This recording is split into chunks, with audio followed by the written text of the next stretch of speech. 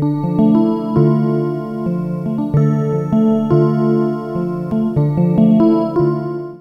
dia a todas e a todos. Bom dia. Bom dia.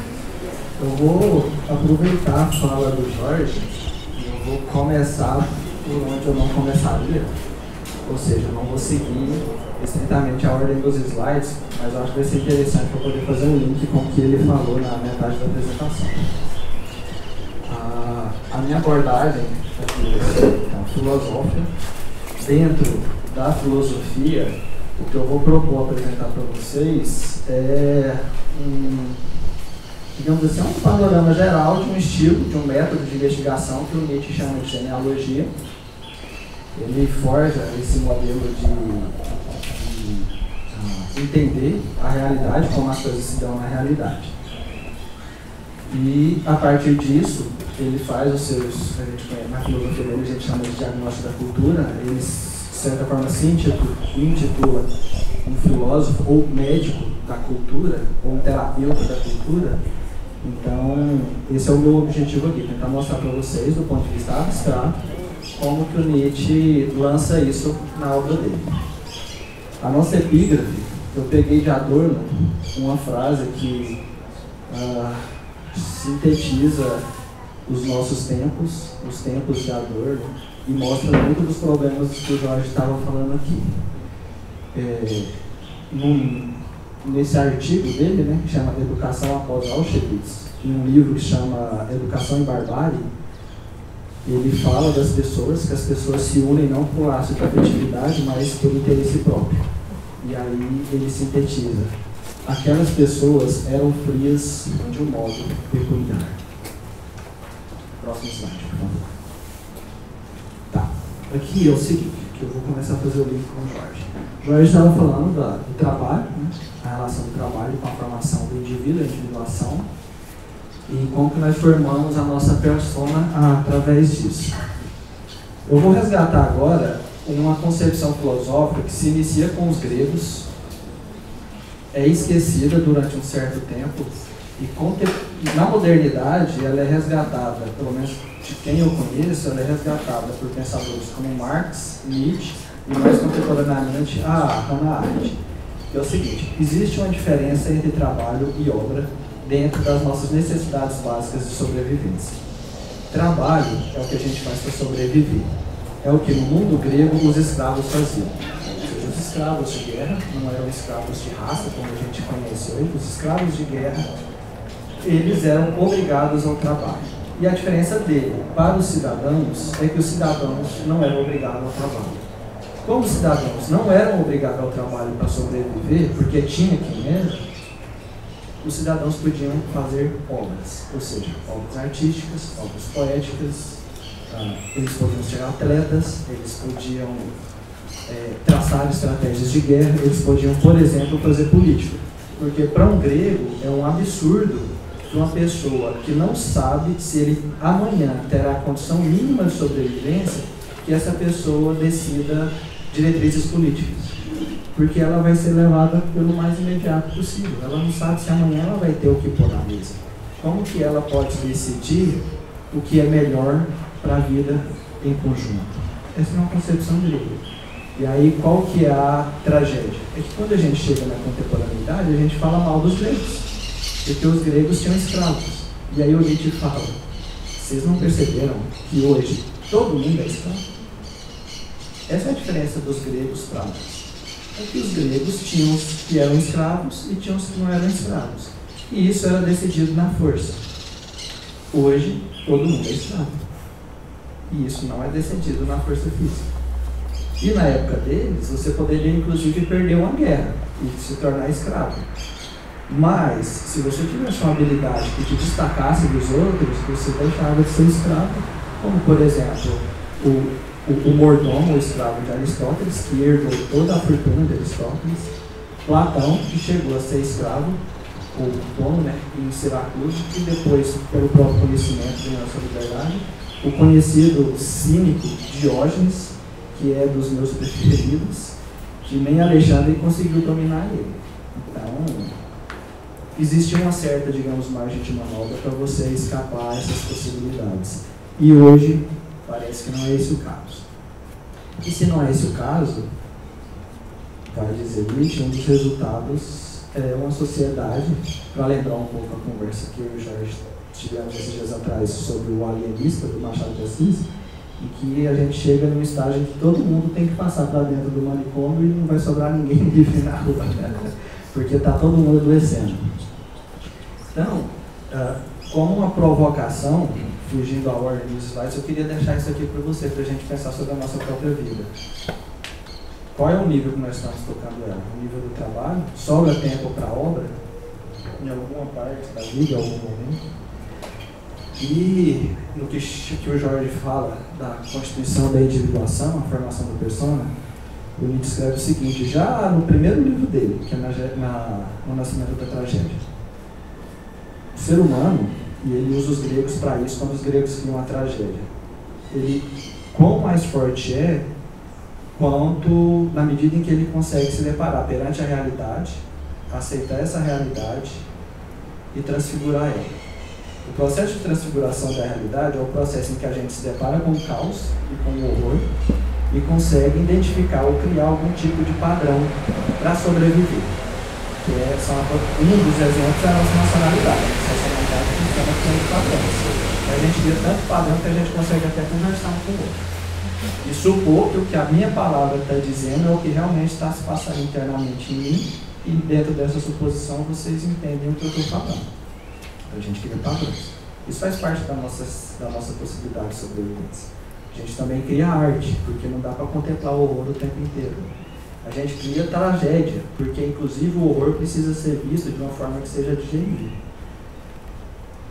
Como que a gente se relaciona com essa realidade, ou quando a gente não consegue de forma alguma se relacionar com essa realidade, porque tem um problema na formação da nossa individuação. E aí o exemplo que o Jorge usou, eu acho excelente. O processo dos vícios com jogos e realidades alternativas. Isso diz muito de nós, porque os gregos, eles faziam as festas, os bacanais deles e tudo. Eles iam para o teatro e ensinavam as tragédias durante um dia, mas depois eles voltavam para a realidade. Eles não viviam em festas, em bacanais e no teatro o ano inteiro. E a gente se... Antes de passar para o próximo slide, agora para entrar nos processos de formação de como a cultura se mostra. Isso aqui é um mural que tem na entrada da Biblioteca de Nova York. Quando você entra ela tem várias colunas, e na coluna central tem esse mural. E a frase de cima está escrita o seguinte: a cidade de Nova York elegeu este prédio para o uso livre de todos os povos. Agora eu faço uma pergunta. Essa frase é paráfrase de qual frase? Repetir. Este prédio, ou este edifício, foi erigido para o uso livre de todos os povos.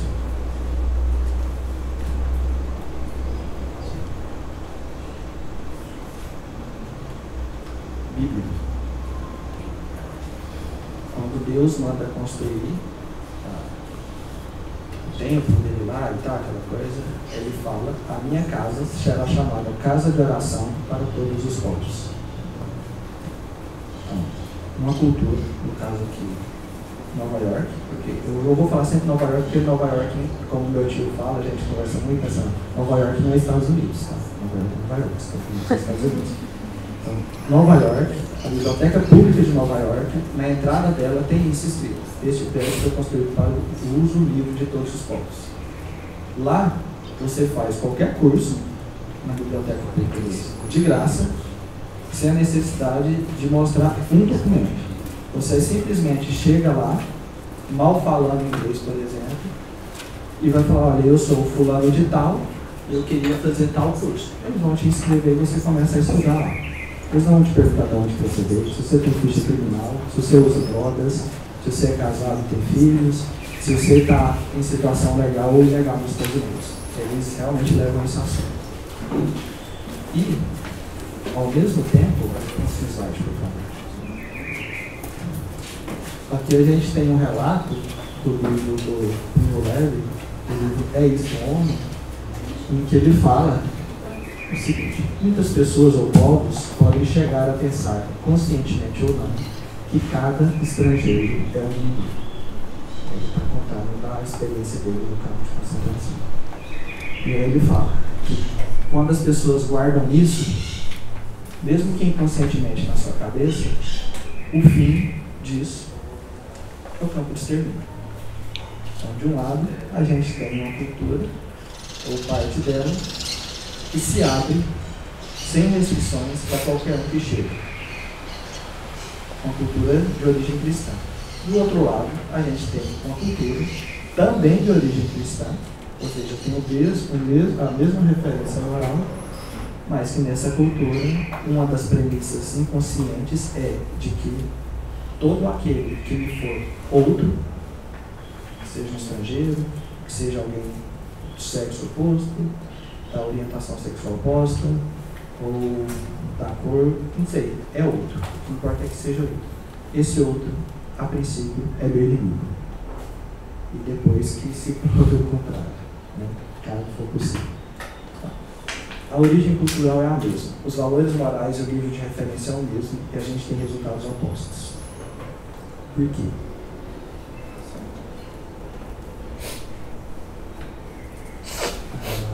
Aqui, para a gente entrar na parte abstrata, é o seguinte: tem essa discussão, né, agora está na pauta do governo, né, que é não fazer filosofia, por causa que retira a filosofia do ensino médio, obrigatoriedade. Esse aqui foi o que um professor me escreveu, eu achei muito bom, porque é o seguinte: olha, não existe abrir mão da filosofia. Quer você queira, quer você não queira, você ou vai fazer filosofia, ou vai sofrer filosofia. Sim, assim melhorou? Melhorou o som? Melhorou? Tá. Então, vou deixar assim também, acho que ficou melhor. Isso. Então, a gente vai trocar a caixa, mas... Tá, tudo bem, obrigado. Obrigada. Então, a escolha não está entre fazer ou não fazer filosofia. Até quem não quer, faz ou sofre ela. Por quê? Porque na filosofia a gente lida com as categorias básicas. Então, enquanto você vai na igreja, por exemplo, eles vão te falar, fazer isso é certo, fazer aquilo é errado. Na filosofia a gente está se perguntando, o que é o certo e o errado? Para que a gente precisa dessas categorias, certo e errado? Enquanto você vai no desfile de moda e as pessoas estão lá discutindo se aquele estilo encaixa na estação do ano, ou qualquer coisa do tipo, na filosofia a gente está se perguntando, o que é essa experiência que a gente chama de belo? O que é essa experiência que a gente nomeia como feio, ou sublime, ou trágico? Então nós nos orientamos nessas categorias básicas. E entre uma delas, uma que guia a nossa vida contemporânea, e que toda vez que eu falo isso em sala de aula com meus alunos do ensino médio, eles quase caem da cadeira, é a verdade. Quando eles descobrem que a verdade tem história e que nem sempre o ser humano se orientou por meio dessa categoria, eles não conseguem imaginar um mundo em que a orientação em cima do que é verdadeiro ou do que é falso seja possível. Para eles isso é simplesmente impensável, eles não conseguem visualizar. Mas eu trouxe aqui um livro para provar que isso não é elucubração filosófica de gente sentada na rodinha fumando maconha, que aqui esse pesquisador francês, excelente pesquisador sobre a antiguidade, escreveu esse livro, chama Mestres da Verdade na Grécia Arcaica. Aqui ele vai mostrar como que antes do surgimento da filosofia, ou seja, antes do surgimento de Sócrates, Platão, Aristóteles, os pré-socráticos, a orientação da vida das pessoas não era a partir desses critérios. Não existia a noção de verdade. Não existia. A verdade foi inventada. E ela tem certidão de nascimento e ela tem pai e mãe. A gente pode colocar lá. Sócrates, no campo da ética, Platão, no campo da epistemologia, Aristóteles, na lógica e na metafísica. Tem pai, mãe, padrinho, avô e avó. A verdade foi criada. Ela não nasceu junto com o homem. E mais interessante do que isso, para quem tiver conhecimento bíblico, pega o Antigo Testamento e veja as revelações de Deus, e pega o Novo Testamento, que foi escrito em contexto grego, e veja as revelações de Deus. As revelações de Deus no Antigo Testamento não são pautadas pela verdade. O principal nome de Deus no Antigo Testamento é Yahvé, que é o Deus da aliança. Já no Novo Testamento, Jesus vai falar, eu sou o caminho, a verdade e a vida. A verdade é palavra grega, porque foi inventado por gregos. Ela tem certidão de nascimento. E aí isso orienta o nosso mundo. Até hoje. Próximo.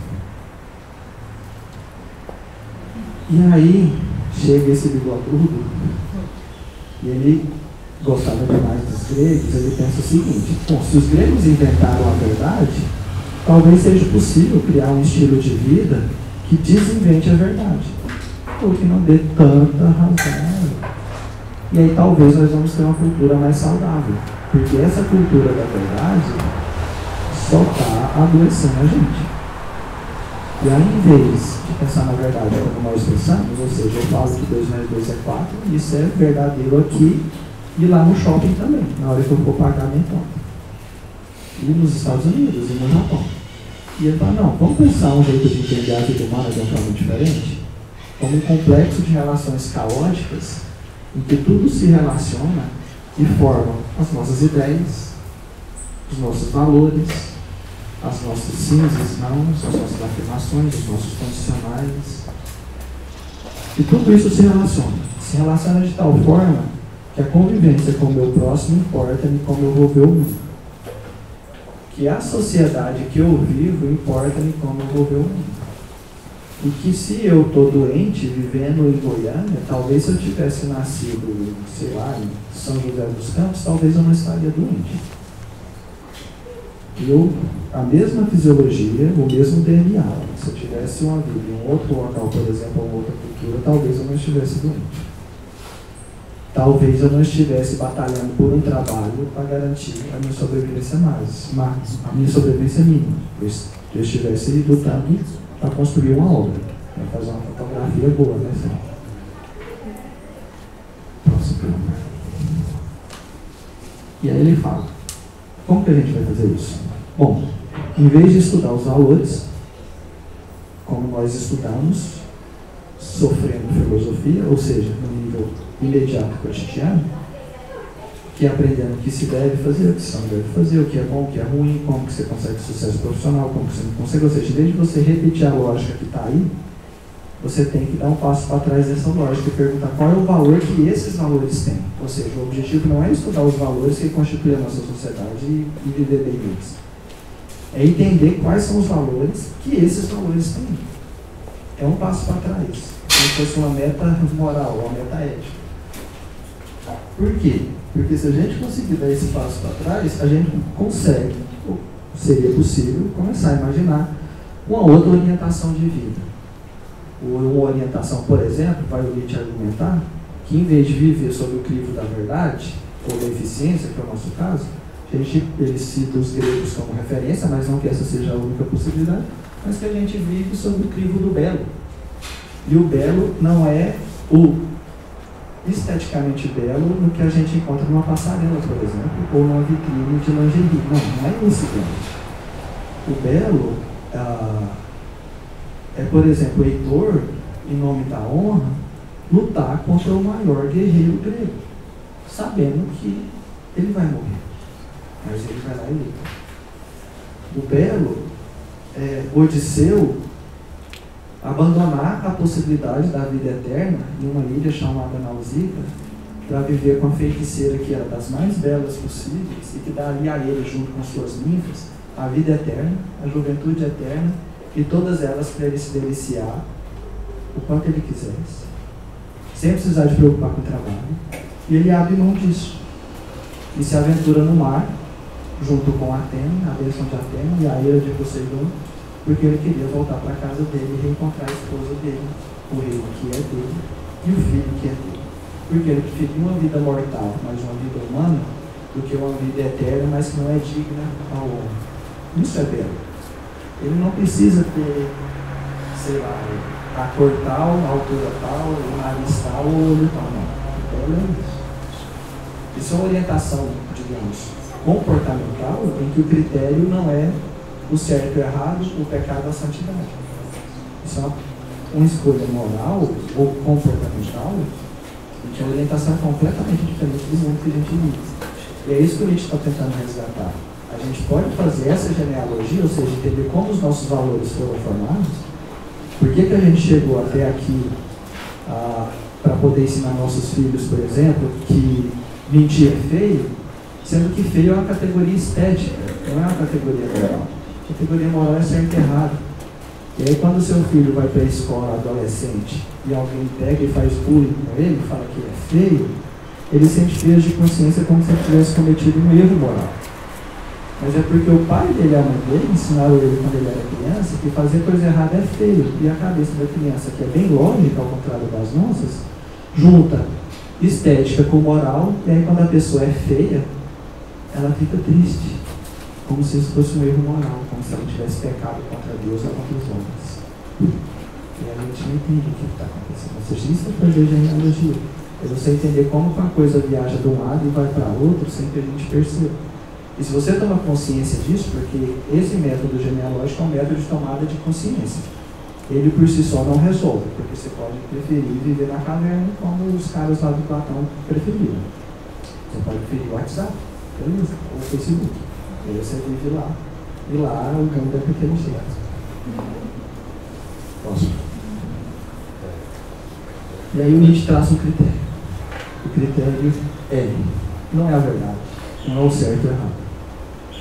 O critério é quanto determinado valor ou juízo, e quando eu falo juízo aqui eu faço do juízo estético, juízo epistêmico, qualquer tipo de juízo, o quanto isso promove, cultiva ou conserva a vida. E aí a gente volta para a epígrafe de Adorno. Eles eram peculiarmente frios. Pessoas assim cultivam a vida. A gente volta para a citação de é isto um homem. O último elo da corrente de uma acepção em que o outro é meu inimigo é o campo de extermínio. Isso cultiva a vida? Ou a gente volta para a Biblioteca Pública de Nova York, em que todos são aceitos, não importa como, de onde ou porquê. Isso cultiva a vida. A origem moral é a mesma, o fundamento moral é o mesmo. O berço cultural de todas essas culturas é o mesmo. No entanto, a gente chega a diversas possibilidades de tratar o mesmo problema. Próximo, por favor.